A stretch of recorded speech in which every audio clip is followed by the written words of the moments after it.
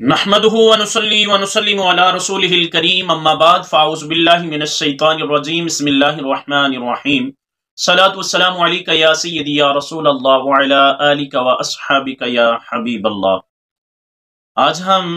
والدین کی عظمت اور ان کے مقام و مرتبے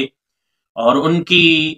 اللہ تعالیٰ کے پیارے رسول صلی اللہ علیہ وسلم کی احادیث کی روشنی میں عظمت و شان اور ان کے مقام کے متعلق کچھ سنیں گے۔ ایک پیارا سا فرمان مصطفیٰ صلی اللہ علیہ وسلم جس کو امام ابن ماجہ نے اپنی سنن میں بیان کیا۔ رسول اللہ صلی اللہ تعالی علیہ وسلم نے ارشاد فرمایا، ما جنتو کا و نارو کا، اور کما قال رسول اللہ علیہ السلام، حضور نے فرمایا کہ تیرے والدین تیرے لیے جنت بھی ہیں اور تیرے لیے جہنم بھی ہیں۔ یعنی مطلب کیا ہوا کہ اگر ان کی خدمت، ان کی عظمت، ان کی رفعت اور ان کے مقام و مرتبے کا لحاظ رکھا جائے، ان کا بڑھاپے میں خیال رکھا جائے اور ان کی خدمت کی جائے، ان کو خوش کیا جائے اور ان کے ہاں ان کے ساتھ اچھا برتاؤ سلوک کیا جائے، ان کی خدمت کی جائے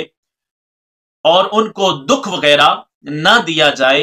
تو فرمایا وہ تیرے لیے جنت ہے۔ اسی طرح اگر ان کو دکھ پہنچایا، ان کو تکلیف میں مبتلا کیا، ان کے ساتھ اچھا برتاؤ نہ کیا، ان کو اذیت دی، ان کو پریشانی میں مبتلا کیا اور ان کے ساتھ اچھا برتاؤ نہ کیا، تو فرمایا وہ تیرے لیے جہنم ہے۔ ہمیں چاہیے کہ ہم اپنے والدین کے ساتھ حسن سلوک کریں، حسن سلوک سے پیش آئیں، ان کی خدمت کریں، ان کی عزت کریں اور کا ادب و احترام کریں اور ان کے ساتھ